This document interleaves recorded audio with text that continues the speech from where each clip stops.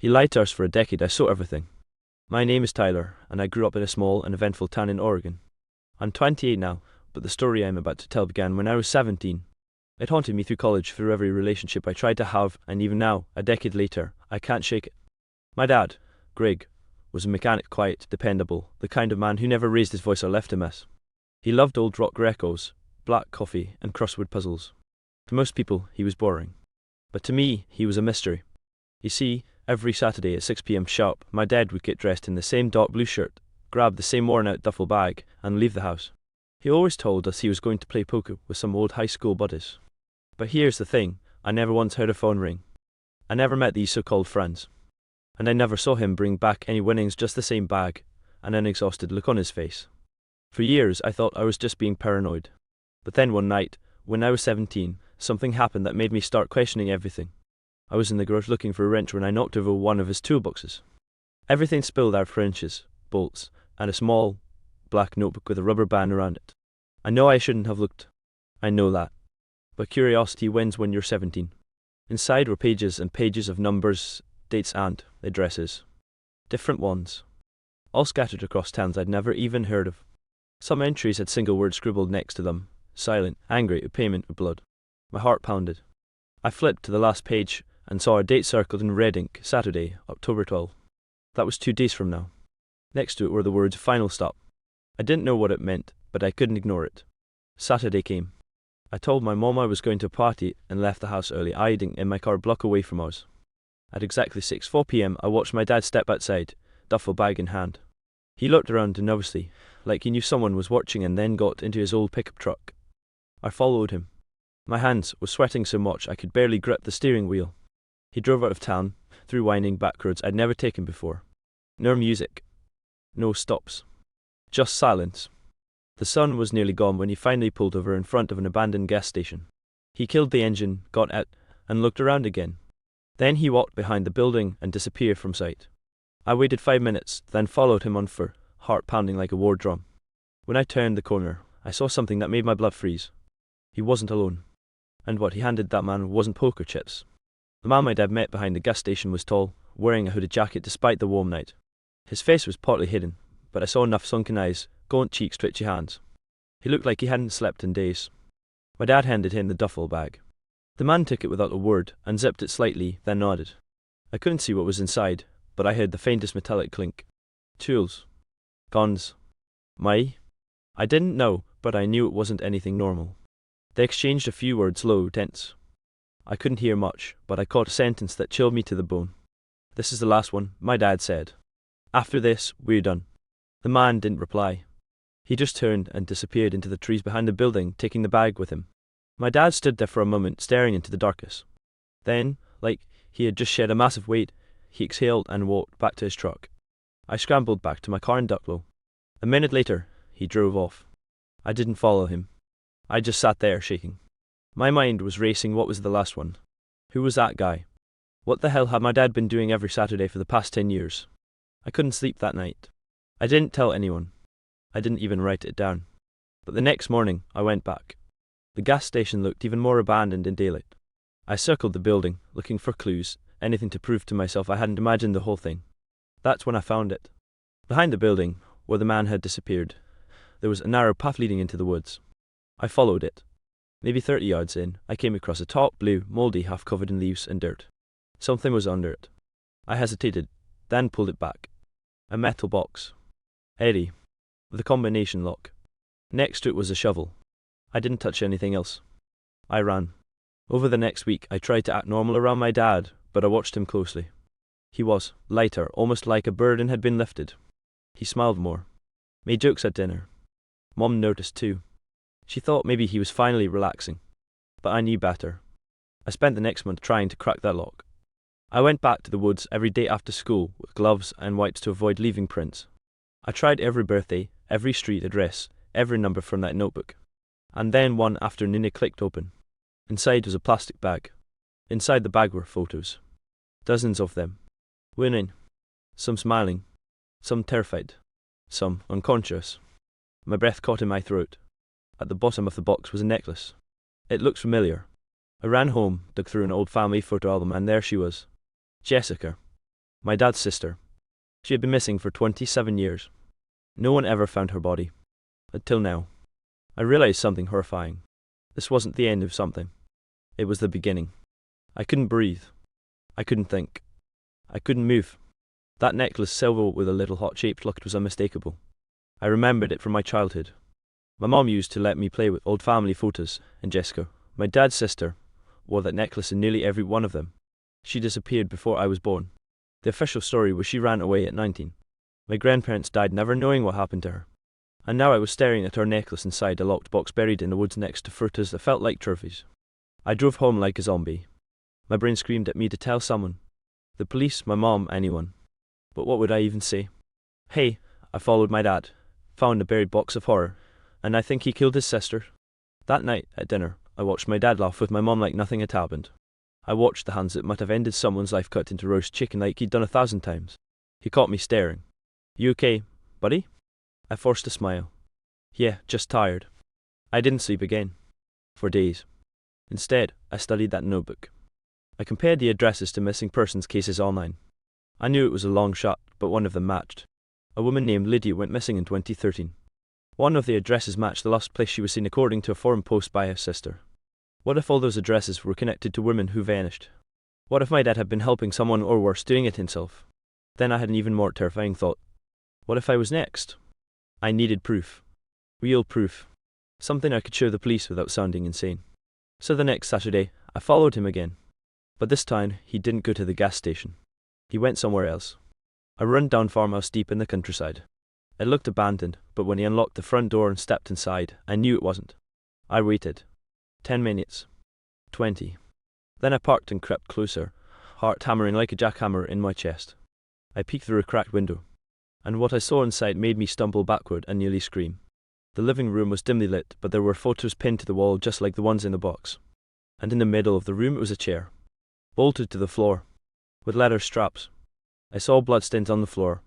I had no idea if he was torturing people here, or helping someone else do it, or covering it up. But one thing was clear, my dad wasn't the man I thought he was. He wasn't just a mechanic. He was involved in something dark, something organized, something evil.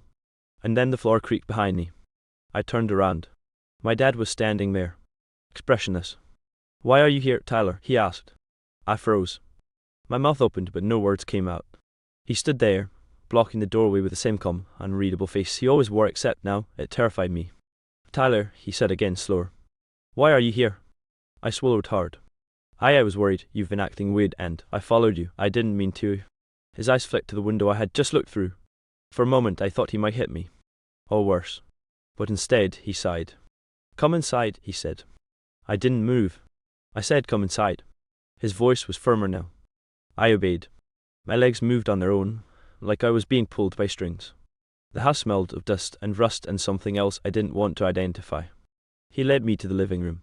I kept my eyes off the chair bolted to the floor, the bloodstains, the photographs. He sat down on a worn-out couch and gestured for me to do the same. I didn't. He rubbed his face with both hands. I didn't want you to find this, not like this. I found my voice. Then how? Were you going to tell me one day after you tied someone else to that chair? He didn't react. It's not what you think. Then tell me what it is, Dad. My voice cracked. Because I found Jessica's necklace. I saw pictures of women, some unconscious, some dead, I think, and I followed you here. There's blood on the floor. He looked at me, really looked at me. Do you know what this place used to be? I blinked. What? This house belonged to your grandfather, my dad. He was a monster. I stared at him, confused. He trafficked women, Tyler, tortured them, killed some, others he sold. I didn't know when I was a kid. I found out when I was 17, just like you. My blood went cold. He killed Jessica, my dad said quietly. And I buried her. I couldn't tell anyone. He threatened Mom, threatened me. My legs nearly gave out. I spent years tracking down the others he hurt, the ones who got away, the families of the ones who didn't. I started documenting everything. That notebook you found, that's a map of his sins. I couldn't believe what I was hearing. So, what, you some kind of vigilante? I tried to go to the cops once, he said. They told me to drop it, said there wasn't enough evidence, and some of them, I think they were part of it. I looked around again. So, what is this house now? He stared at the chair. This is where I bring the men who helped him. My stomach churned. I make them talk, I find the others, I make sure it ends with me. He stood up slowly. But now you've seen it, and that means you're involved. Whether you want to be or not. He stepped closer. So I need to ask you, Tyler, do you want to help me? I took a step back, my heart pounding. I could barely process his words. Help him? How could I possibly help him after everything I'd seen? Help you? I repeated, my voice shaky. How could I help you? You're telling me you're like him. You're doing the same thing. He shook his head, a faint sadness in his eyes. I'm not like him, Tyler. What he did, that was out of control, out of greed. What I'm doing is different. I'm not just going after anyone. I'm going after the men who enabled him, the ones who profited from his evil, the ones who didn't get punished. I wanted to scream. I wanted to run. But there was something in his voice, something desperate, raw, that made me stay. And if I don't help you? I asked, almost afraid to hear the answer. His gaze hardened. If you don't, well, you're already involved now. You followed me. You saw the house. You know too much. I felt a cold wave of terror wash over me. Was he threatening me? Did I have any choice? I swallowed. What do you need me to do? His expression softened. I need someone I can trust, Tyler, someone who's not afraid to finish what I started. This has gone on for too long. I can't take down these men alone. I felt a rush of confusion. But you've been doing it all this time. Why now? Why me? He stared at the floor for a moment, then spoke softly, almost like he was speaking to himself. I've been trying to protect you from this. I thought I could stop it on my own, but the deeper I go, the more dangerous it gets. They know about me now, and they won't stop. I can't stop. I looked at him, really looked at him for the first time in my life. He wasn't the man I thought he was. But he wasn't the monster I thought either. He was someone who had been stuck in a web of pain and vengeance for years, haunted by the past, trying to make things right, even if it meant crossing lines. But was I willing to cross those lines with him? Was I ready to become something I could never undo? I can't do it, I said, shaking my head. I don't even know where to start. He seemed to expect that. His eyes hardened again, as if he'd been waiting for this moment. If you won't help me, Tyler, then you're in even deeper than you think. I felt the pit in my stomach, like a trap closing in around me. Because now that you know what I'm really doing, I can't just let you walk away. He stepped forward. You've seen what I've done, and you've seen what they will do if I don't finish this. You have no choice now. And then I realized there was no escape. He wasn't asking me to help him anymore. He was telling me I was in this, whether I wanted it or not. The room felt like it was closing in on me. My breath was shallow, my mind racing, desperately trying to process everything he just said. I could feel my pulse in my ears, the pounding of my heart as the weight of his words sank in. There was no walking away. There was no running from this. I didn't want this for you, my dad said, his voice low. But now that you know what's happening, now that you're this close, I can't protect you anymore. You're a part of it. The realization hit me like a brick. This wasn't just about him. It was about me now. If I went to the police, if I told anyone what I had seen, it would blow up in ways I couldn't imagine. I'd be marked. I'd be a target. My family, everything I knew would be destroyed. You think I can just walk away from this? I asked, my voice trembling. I can't just pretend this didn't happen. I can't pretend you didn't do these things. He didn't flinch. He didn't apologize. He just looked at me with that same cold, hard gaze. You don't get it, Tyler. You will walk away, because there's no other way out. Do you think they'll spare you if you start talking? Do you think they'll forget you've seen all of this? I wanted to scream, to run. But instead, I felt something else take over, a cold, terrifying sense of clarity. He was right. There was no other way. I looked at the chair, the bloodstains, the photographs scattered around the room. This wasn't just my dad anymore. This wasn't the man who raised me. He had become something else, someone else, something twisted, yet somehow still human. What do you need me to do? I whispered, barely able to say the words. His eyes brightened just slightly. It wasn't joy, but something close, something akin to relief. I need you to help me finish this, to find the men who helped him, the ones who turned a blind eye. You've already seen the notes, the addresses. You can finish the job. I don't know if I can. My voice trailed off, my throat dry. You don't have a choice, son, he said, stepping closer. The game's already started. Now it's your turn to play. And with that, I understood. I was in too deep. There was no turning back. No calling the police. No telling my mom. No more pretending that this was just a mistake, a bad dream. My dad had dragged me into this world of shadows, and I could either fight with him or against him. But fighting meant going up against powerful, dangerous people who wouldn't hesitate to eliminate anyone who got in their way. So I made a choice.